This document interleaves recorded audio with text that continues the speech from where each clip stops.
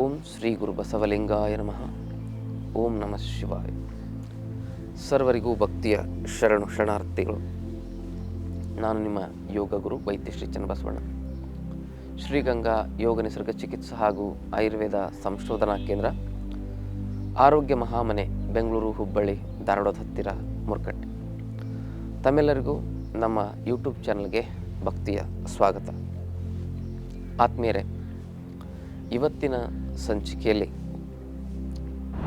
ಕಣ್ಣಿನ ಸರ್ವ ರೋಗಗಳನ್ನು ನಿವಾರಣೆ ಮಾಡುವ ಕೆಲವೊಂದಿಷ್ಟು ಮನೆಮದ್ದುಗಳನ್ನು ನೋಡೋಣ.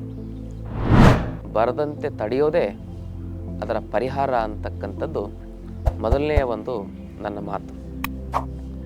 ಆದ್ಮೇಲೆ ಕಣ್ಣಿನ ಸಮಸ್ಯೆಗಳು ಹೆಚ್ಚಾಗಿ ಬರಲಿಕ್ಕೆ ಕಾರಣ ಅಂದರೆ ಕೆಮಿಕಲ್ ಔಷಧಿಗಳನ್ನ ಸೇವನೆ ಮಾಡೋದು.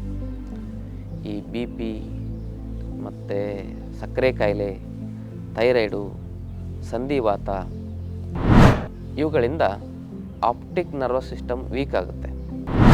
ಹಾಗೂ ಅದಕ್ಕೆ ಕೆಮಿಕಲ್ ಔಷಧಿಗಳನ್ನ ತಿಂದು ತಿಂದು ತಿಂದು ತಿಂದು ಅದರ ಒಂದು ಟಾಕ್ಸಿಸಿಟಿಯಿಂದನೂ ಕೂಡ ನಮ್ಮ ಕಣ್ಣಿನ ನರಗಳಲ್ಲಿ ಬ್ಲಾಕೇಜ್ಗಳಾಗ್ತಾ ಆಗ್ತಾ ಕಣ್ಣಿನ ನರಗಳು ಒಂದು ನಿಶಕ್ತ ಆಗ್ತಾ ಆಗ್ತಾ ಅಲ್ಲಿ ಸಮಸ್ಯೆಗಳು ಹೆಚ್ಚಾಗ್ತವೆ.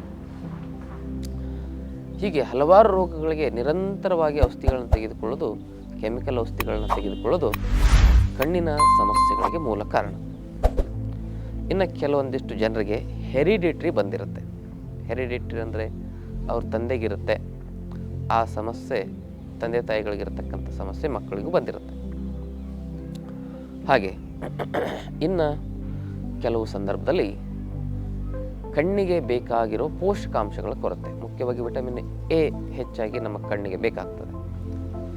ಹಾಗೂ ಹಲವಾರು ನ್ಯೂಟ್ರಿಷನ್ಗಳು ಕಣ್ಣಿನ ಆರೋಗ್ಯಕ್ಕೆ ಬೇಕಾಗ್ತವೆ.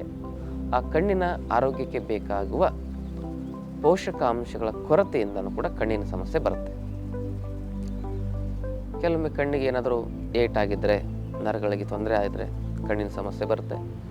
ಮೆದುಳಿನ ನರಗಳಲ್ಲಿ ತೊಂದರೆ ಆದರೂ ಕೂಡ ಆ ಒಂದು ದುಷ್ಪರಿಣಾಮದಿಂದ ಕಣ್ಣಿನ ಸಮಸ್ಯೆ ಬರುತ್ತೆ. ಹಾಗೂ ಹೆಚ್ಚು ಧೂಳಿರೋ ಜಾಗದಲ್ಲಿ ಕೆಲಸ ಮಾಡೋದು, ಕಣ್ಣಿನಲ್ಲಿ ಹೆಚ್ಚು ಧೂಳಿನ ಕಣಗಳು ಸೇರಿಕೊಳ್ಳೋದ್ರಿಂದನೂ ಕೂಡ ಕಣ್ಣು ಏನಾಗ್ತದೆ, ಸಮಸ್ಯೆಗೆ ಒಳಗಾಗ್ತದೆ. ಜೊತೆಗೆ ಮೊಬೈಲ್ ನೋಡೋದು, ಹೆಚ್ಚು TV ನೋಡೋದು ಕಣ್ಣಿನ ಸಮಸ್ಯೆಗೆ ಮೂಲ ಕಾರಣ ಅಂತ ಹೇಳ್ಬೋದು. ಹೀಗೆ ಹಲವಾರು ಕಾರಣಗಳು, ಮಲಬದ್ಧತೆ, ಅಜೀರ್ಣದ ಸಮಸ್ಯೆ, ಎಲ್ಲ ಕಾರಣಗಳಿಂದ ಕಣ್ಣಿನ ಸಮಸ್ಯೆ ಬಂದಿರುತ್ತೆ. ಬಂದ ಮೇಲೆ ಇದನ್ನು ಸರಿಪಡಿಸ್ಕೊಳ್ಳೋದು ಹೇಗೆ ಹಾಗೂ ಬರದಂತೆ ನೋಡ್ಕೊಳ್ಳೋದು ಹೇಗೆ ಅನ್ನೋದನ್ನು ತಿಳ್ಕೊಬೇಕು. ಬರದಂತೆ ನೋಡ್ಕೊಳ್ಳೋದಂದ್ರೆ ಏನು? ಅದಕ್ಕೆ ಸೊಪ್ಪು, ತರಕಾರಿ, ಹಣ್ಣುಗಳನ್ನು ನಾವು ಸರಿಯಾಗಿ ಸೇವನೆ ಮಾಡೋದು, ಸಮರ್ಪಕವಾಗಿ ಸೇವನೆ ಮಾಡೋದು. ಇದರಿಂದ ಕಣ್ಣಿನ ನರಗಳು ಸ್ವಚ್ಛವಾಗಿರ್ತವೆ, ಶಕ್ತಿಶಾಲಿಯಾಗಿರ್ತವೆ, ಕಣ್ಣಿಗೆ ಬೇಕಾಗಿರ್ತಕ್ಕಂಥ ಪೋಷಕಾಂಶಗಳು ಸಿಗ್ತವೆ. ಈ ಒಂದು ಕಾರಣದಿಂದಾಗಿ ಕಣ್ಣಿನ ಸಮಸ್ಯೆ ಬರೋದಿಲ್ಲ. ಒಂದು. ಎರಡನೇದ್ದು, ಸಮಯಕ್ಕೆ ಸರಿಯಾಗಿ ನಿದ್ರೆ ಮಾಡೋದು, ಸಮಯಕ್ಕೆ ಸರಿಯಾಗಿ ಬೆಳಗ್ಗೆ ಬೇಗ ಹೇಳೋದ್ರಿಂದನೂ ಕೂಡ ಶರೀರದಲ್ಲಿ ಪಿತ್ತ ಮತ್ತು ವಾತ ವಿಕಾರಗಳು, ಕಫ ವಿಕಾರಗಳು ಸಮತೋಲನದಲ್ಲಿ ಇರ್ತವೆ. ಅವುಗಳು ಅಸಮತೋಲನಗೊಳ್ಳೋದಿಲ್ಲ. ಈ ಸಮತೋಲನದಲ್ಲಿದ್ದಾಗ, ಸಾಮ್ಯ ಅವಸ್ಥೆಯಲ್ಲಿದ್ದಾಗ ಶರೀರಕ್ಕೆ ಅವು ಧಾರಣಾ ಶಕ್ತಿನ ತುಂಬುತ್ತವೆ. ಅಸಮತೋಲನ ಇದ್ದಾಗ ಶರೀರವನ್ನು ಹಾಳು ಮಾಡ್ತವೆ. ಬಹಳ ಮುಖ್ಯವಾಗಿ ಹೆಚ್ಚಾಗಿ ಈ ಕಣ್ಣಿನ ಸಮಸ್ಯೆ ಬರಲಿಕ್ಕೆ ನಮ್ಮ ಆಯುರ್ವೇದ ಸಿದ್ಧಾಂತದ ಪ್ರಕಾರ ನಾವು ತಿಳ್ಕೊಳ್ಳೋದಾದರೆ ತರ್ಪಕ ಕಫ ಹಾಗೂ ಆಲೋಚಕ ಪಿತ್ತ ವಿಕಾರಗಳು ಮೂಲ ಕಾರಣ. ಹೆಚ್ಚು ರೋಗಗಳು, ಕಣ್ಣಿನ ರೋಗಗಳು, ನೇತ್ರ ರೋಗಗಳು ಬರಲಿಕ್ಕೆ ಪಿತ್ತ ಮತ್ತು ವಾತ ವಿಕಾರಗಳೇ ಮೂಲ ಕಾರಣ. ಆ ಪಿತ್ತದಲ್ಲಿ 5 ಪ್ರಕಾರಗಳು, ವಾತದಲ್ಲಿ 5 ಪ್ರಕಾರಗಳಿದ್ದಾವೆ, ಕಫದಲ್ಲಿ 5 ಪ್ರಕಾರಗಳಿದ್ದಾವೆ. ಪಿತ್ತ ಮತ್ತು ಕಫದಲ್ಲಿರ್ತಕ್ಕಂಥ 5 ಪ್ರಕಾರಗಳಲ್ಲಿ ಪ್ರಮುಖವಾಗಿ ಆಲೋಚಕ ಪಿತ್ತ ಕಣ್ಣಿನಲ್ಲಿರ್ತಕ್ಕಂಥದ್ದು, ತರ್ಪಕ ಕಫ, ಇವುಗಳ ಅಸಮತೋಲನತೆಯಿಂದ ಕಣ್ಣಿನ ಸಮಸ್ಯೆಗಳು ಬರ್ತವೆ. ವಾತಜನ್ಯವಾಗಿ ಬರೋದು ಬಹಳ ಕಮ್ಮಿ. ಹೀಗೆ ಈ ಸಮಸ್ಯೆ ಬಂದಾದ ಮೇಲೆ ನಾವೇನು ಮಾಡ್ಕೊಳ್ಬೇಕು? ಈ ಸಮಸ್ಯೆ ಬಂದಾದ ಮೇಲೆ ಆಯುರ್ವೇದದಲ್ಲಿ ಕೆಲವೊಂದಿಷ್ಟು ಚಿಕಿತ್ಸೆಗಳು ಬರ್ತವೆ. ತರ್ಪಣ ಚಿಕಿತ್ಸೆ, ಆಮೇಲೆ ಪಿಂಡಿ, ನೇತ್ರಶೇಕ, ಹೀಗೆಲ್ಲ ಚಿಕಿತ್ಸೆಗಳು ಬರ್ತವೆ. ಅದಕ್ಕೆ ಶಾಲಕ್ಯ ಅಂತ ಕರೀತಾರೆ, ಶಾಲಕ್ಯ ತಂತ್ರ. ಆಯುರ್ವೇದದಲ್ಲಿ ಒಂದು ವಿಶೇಷವಾಗಿರ್ತಕ್ಕಂಥ ಒಂದು ವ್ಯವಸ್ಥೆನೇ ಇದೆ ಕಣ್ಣಿನ ಚಿಕಿತ್ಸೆಗಳನ್ನು ಮಾಡಲಿಕ್ಕೆ, ಶಾಲಕ್ಯ ತಂತ್ರ ಅಂತ ಹೇಳಿ. ಹಾಗೆ ಕಣ್ಣಿನ ಚಿಕಿತ್ಸೆಗಳನ್ನು ಮಾಡಿಸ್ಕೊಳ್ಬೇಕು. ನಮ್ಮ ಆಶ್ರಮದಲ್ಲಿ ಈ ರಜೆ ಸಂದರ್ಭದಲ್ಲಿ ಈ ದೊಡ್ಡ ದೊಡ್ಡ ಸ್ಪೆಕ್ಟ್ ಇರ್ತಕ್ಕಂಥ ಮಕ್ಕಳು, ಯಾಕಂದರೆ ಆವಾಗಲೇ ಆ ಚಿಕಿತ್ಸೆಗಳನ್ನು ಮಾಡಲಿಕ್ಕಾಗುತ್ತೆ ರಜೆ ಸಮಯದಲ್ಲಿ. ಯಾಕಂದರೆ ಆ ಚಿಕಿತ್ಸೆ ಮಾಡಬೇಕಾದಾಗ ಓದೋದಾಗಲಿ ಬರೆಯೋದಾಗಲಿ ಏನು ನೋಡೋದಾಗಲಿ ಮಾಡಬಾರ್ದು, ರೆಸ್ಟ್ ಇರಬೇಕು ಕಣ್ಣಿಗೆ. ಅಂಥ ಚಿಕಿತ್ಸೆಗಳನ್ನ ಹೆಚ್ಚು ನಾವು ಬೇಸಿಗೆಯ ಸಮಯದಲ್ಲಿ ಮಕ್ಕಳಿಗೆ ಮಾಡ್ತೇವೆ. ಭಾಳ ಜನ ಬಂದಿರ್ತಾರೆ. ಆ ಚಿಕಿತ್ಸೆಯನ್ನು ಮಾಡ್ತಾ ಅವ್ರದ್ದು ಕಣ್ಣಿನ ನಂಬರೇ ಕಮ್ಮಿ ಆಗುತ್ತೆ, ಸ್ಪೆಕ್ಟ್ ಹೊರಟೋಗುತ್ತೆ. ತುಂಬ ಸಮಸ್ಯೆ ಹೆಚ್ಚಿಗೆ ಆಗಿದೆ ಅಂದರೆ ಇಂಥ ಕಣ್ಣಿನ ಚಿಕಿತ್ಸೆಗಳನ್ನು ಮಾಡಿಸ್ಕೊಳ್ಬೋದು. ಹಾಗೂ ಐ ಡ್ರಾಪ್ಸನ್ನು ಕೂಡ ನಾವು ಮಾಡಿದ್ದೇವೆ, ದಿವ್ಯ ನಯನಾಮೃತ. ಅದನ್ನು ಬಳಸೋದ್ರಿಂದ ತುಂಬ ಜನರಿಗೆ ಕಣ್ಣು ಬಂದಿದೆ, ಕಣ್ಣು ಹೋದವ್ರಿಗೆ ಕಣ್ಣು ಬಂದಿದೆ. ಇದನ್ನು ಬಳಸ್ಕೋಬೋದು. ಇನ್ನು ಬರದಂತೆ ತಡಿಬೇಕು ಅಂತ ಹೇಳಿದ್ರೆ ಏನು ಮಾಡಬೇಕು? ಬರದಂತೆ ತಡಿಬೇಕಂದ್ರೆ ಪ್ರತಿದಿನ ರಾತ್ರಿ ಮಲಗುವಾಗ ಕಣ್ಣಿಗೆ ತುಪ್ಪ ಹಾಕಬೇಕು. ಅದರಿಂದ ಏನಾಗುತ್ತೆ, ಪಿತ್ತ ಮತ್ತು ಕಫ ವಿಕಾರಗಳು ಸಮತೋಲನದಲ್ಲಿ ಇರ್ತವೆ. ಅವು ವಿಕಾರಗೊಳ್ಳೋದಿಲ್ಲ. ಪಿತ್ತ ಮತ್ತು ಕಫ ದೋಷಗಳು ಸಮತೋಲನದಲ್ಲಿ ಇರ್ತವೆ. ಹೀಗೆ ತರ್ಪಣ ಅಂತಕ್ಕಂಥ ನಾವು ಚಿಕಿತ್ಸೆ ಏನು ಮಾಡ್ತೇವೆ ಅದರಲ್ಲೂ ಕೂಡ ತುಪ್ಪದ ಚಿಕಿತ್ಸೆನೇ ಮಾಡ್ತೇವೆ. ಅದನ್ನು ನೀವು ಮನೆಯಲ್ಲೇ ಒಂದು 2 ಹನಿ ಬಿಟ್ಕೊಳ್ಳೋದ್ರಿಂದ ಕಣ್ಣಿನ ಸಮಸ್ಯೆಗಳು ಬರೋದೇ ಇಲ್ಲ. ಆಮೇಲೆ ಬೆಳಗ್ಗೆ ಎದ್ದು ಸ್ನಾನ ಮಾಡಬೇಕಾದ್ರೆ ಬಾಯಲ್ಲಿ ನೀರು ತುಂಬ್ಕೊಳ್ಬೇಕು. ಬಾಯಲ್ಲಿ ನೀರು ಹಾಗೆ ಇಟ್ಕೊಂಡು ನೀವೇನು ಮಾಡಬೇಕು, ಒಂದು ನೀರನ್ನು ತೆಗೆದುಕೊಂಡು ಬಾಯಲ್ಲಿ ಹಿಂಗೆ ಇರಬೇಕಿದು, ಹಿಂಗೆ ಕಣ್ಣಿಗೆ ನೀರು ಹೊಡಿಬೇಕು. ಈ ಒಂದು ಕಣ್ಣಿನ ಜಲಚಿಕಿತ್ಸೆಯಿಂದ ನಿಮ್ಮ ಕಣ್ಣುಗಳು ಬಹಳ ಸ್ವಸ್ಥವಾಗಿರ್ತವೆ. ಕಣ್ಣಿನ ನರಗಳು, ಅಲ್ಲಿರ್ತಕ್ಕಂಥ ಸೆಲ್ಸ್ಗಳು, ಸೂಕ್ಷ್ಮ ಜೀವಕೋಶಗಳು ಅವೇನಾಗಿರ್ತವೆ, ಆರೋಗ್ಯಭರಿತವಾಗಿರ್ತವೆ. ಇದಕ್ಕೆ ಜಲಚಿಕಿತ್ಸೆ ಅಂತ ಕರೀತಾರೆ. ಬಾಯಲ್ಲಿ ನೀರು ತುಂಬ್ಕೋಬೇಕು. ಆ ಬಾಯಲ್ಲಿ ನೀರನ್ನು ಉಗುಳಬಾರ್ದು, ಹಾಗೆ ಇಟ್ಕೋಬೇಕು ಬಾಯಲ್ಲಿ. ಅದನ್ನ ಹಿಂಗೆ ಮಾಡಿ ನಾವು ನೀರನ್ನು ಕಣ್ಣಿಗೆ ಗೊಜ್ಜಿದಾಗ ಏನಾಗ್ತದೆ, ಹಿಂಗೆ ಮಾಡಿದಾಗ ಕಣ್ಣಿನ ನರಗಳಲ್ಲಿ ಏನಾಗ್ತದೆ ಅಂತೇಳಿದರೆ ಒಂದು ವಿಕಾಸ ಆಗ್ತದೆ, ಸ್ಟ್ರೆಚ್ ಆಗ್ತದೆ ಕಣ್ಣಿನ ನರಗಳಿಗೆ. ಅಲ್ಲಿ ಏನಾಗ್ತದೆ ಅಂತೇಳಿದರೆ ಕಣ್ಣಿನಲ್ಲಿ ರಕ್ತ ಸಂಚಾರಕ್ಕೆ ಒಂದು ವ್ಯವಸ್ಥೆ ಕ್ರಿಯಾಶೀಲ ಆಗ್ತದೆ. ಹಾಗೆ ನೀವು ಆ ಒಂದು ಸ್ಥಿತಿಯಲ್ಲಿ ಕಣ್ಣಿಗೆ ನೀರನ್ನು ಒಂದು 20 ಸಲ ಎಡಗಣ್ಣಿಗೆ 20 ಸಲ ಬಲಗಣ್ಣಿಗೆ ನೀವು ಹಾಗೆ ಗೊಜ್ಜೋದ್ರಿಂದ ಏನಾಗ್ತದೆ, ಎರಚೋದ್ರಿಂದ ಕಣ್ಣಿನ ಒಂದು ಎಲ್ಲ ಏನಾಗ್ತದೆ ಅಂತೇಳಿದರೆ ಬ್ಲಾಕೇಜಸ್ಗಳು ಕರಗ್ತಾ ಬರ್ತವೆ, ಚುರುಕಾಗ್ತದೆ ಕಣ್ಣಿನ ನಾಡಿಗಳು.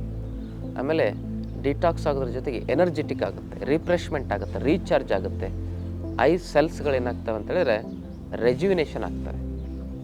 ಹೀಗೆ ಮಾಡಬೇಕು. ಹಾಗೂ ಏನು ಮಾಡ್ಬೋದು ಅಂತೇಳಿದರೆ, ಕೆಲವೊಬ್ಬರಿಗೆ ಕಣ್ಣಿಗೆ ಪೊರೆ ಬಂದಿರ್ತದೆ. ಇದನ್ನು ನಿವಾರಣೆ ಮಾಡ್ಕೊಳ್ಳಿಕ್ಕೆ ಬೇವಿನ ಮರದಲ್ಲಿಟ್ಟಿರ್ತಕ್ಕಂಥ ಜೇನನ್ನು ತೆಗೆದುಕೊಂಡು ಬನ್ನಿ. ಆ ಜೇನನ್ನು 2 ಹನಿ ಹಾಕಬೇಕು ಕಣ್ಣಿಗೆ. ಬೇವಿನ ಮರದಲ್ಲಿ ಇಟ್ಟಿರೋದೇ ಆಗಬೇಕು. ಅದರಿಂದ ಕಣ್ಣಿನ ಪೊರೆ ಕರಗುತ್ತೆ. ಮತ್ತು ಕಣ್ಣು ತುಂಬ ಉರಿತದೆ, ನೋವುತ್ತದೆ, ತುಂಬ ಇಚ್ಚಿಂಗಿದೆ ಅಂತ ಹೇಳಿದರೆ ಅಂಥವರು ಹರಳೆಣ್ಣೆ ಅಂತ ಬರ್ತದೆ, ಪ್ಯೂರ್ ಹರಳೆಣ್ಣೆ ಆಗಬೇಕು. ಎಲ್ಲ ಮಾರುಕಟ್ಟೆಯಲ್ಲಿ ಡೂಪ್ಲಿಕೇಟ್ ಜಾಸ್ತಿ ಆಗ್ತಾಯಿದೆ. ಅದನ್ನು ನೀವು ಏನು ಮಾಡಬೇಕಂದ್ರೆ ಕಣ್ಣಿಗೆ 2 ಹನಿ ಹಾಕಬೇಕು. ಒಂದು 2 ತಿಂಗಳು ಹಾಕೋದ್ರಿಂದ ಕಣ್ಣಿನ ಉರಿ, ಕಣ್ಣಿನ ನೋವು ಮತ್ತು ಕಣ್ಣಿನ ಒಂದು ಏನಂತ ಹೇಳಿದರೆ ಕೆಂಪು ಕಣ್ಣು, ಅದು ರೆಡ್ನೆಸ್ ಆಗ್ತಿರ್ತದೆ. ಅಂತಹ ಸಮಸ್ಯೆಗಳಿಂದ ಹೊರಗಡೆ ಬರ್ಬೋದು. ಹೀಗೆ ಇದರ ಜೊತೆಗೆ ಒಂದು ಕೋಲ್ಡ್ ಪ್ಯಾಡನ್ನು ಕೂಡ ಕಣ್ಣಿನ ಅಲರ್ಜಿಗಳಿಗೆ ಹಾಕೋಬೋದು. ಆ ಕೋಲ್ಡ್ ಪ್ಯಾಡ್ ಅಂತ ಹೇಳಿದರೆ ಹೇಗೆ ಅಂದರೆ, ಒಂದು ಕಣ್ಣಿಗೆ ಎಷ್ಟು ಅಗಲ ಐತಿಲ್ಲ ಅಷ್ಟು ಅಗಲ ಒಂದು ಬಟ್ಟೆಯನ್ನು ಅಥವಾ ಒಂದು ಕಾಟನ್ ಹತ್ತಿಯನ್ನು ಅದನ್ನು ಕಟ್ ಮಾಡಿಕೊಂಡು, ಸ್ವಲ್ಪ ದಪ್ಪ ಇರಬೇಕದು, ಒಂದು ಅರ್ಧ ಇಂಚ್ ದಪ್ಪನಾರು ಇರಬೇಕು. ಅದನ್ನು ಹಾಲಿನಲ್ಲಿ ಅದ್ದಬೇಕು. ಅದನ್ನು ಹಾಲಿನಲ್ಲಿ ಅದ್ದಿ ಅದನ್ನು ಕಣ್ಣಿನ ಮೇಲೆ ಇಟ್ಕೊಂಡು ಮಲ್ಕೋಬೇಕು 1 ತಾಸು. ಈ ರೀತಿ ಮಾಡೋದ್ರಿಂದನೂ ಕೂಡ ಕಣ್ಣುರಿ, ಕಣ್ಣಿನಲ್ಲಿ ಇಚ್ಚಿಂಗ್ ಆಗ್ತಕ್ಕಂಥದ್ದು ಹೆಚ್ಚಾಗಿ. ಕೆಲವು ಜನರಿಗೆ ಕಣ್ಣು ಏನಾಗ್ತದೆ, ನೀರು ಬಡಿತಾ ಇರ್ತದೆ, ನೀರು ಸೋರ್ತಾ ಇರ್ತದೆ. ಇನ್ನು ಕೆಲವು ಜನರಿಗೆ ನೀರೇ ಬರ್ತಾ ಇರೋದಿಲ್ಲ. ಇಂತಹ ಅಸಮತೋಲನಗಳು ಸರಿ ಆಗ್ತಾ ಇದ್ರೆ ಕೋಲ್ಡ್ ಪ್ಯಾಕ್ ಅಂತ ಕರೀತಾರೆ ಅದಕ್ಕೆ, ಮಿಲ್ಕ್ ಕೋಲ್ಡ್ ಪ್ಯಾಕ್. ತಣ್ಣನೆ ಹಾಲಿರ್ತದೆ, ಹಾಗಂತ ಫ್ರಿಜ್ಜಲ್ಲಿ ಇಡಂಗಿಲ್ಲ.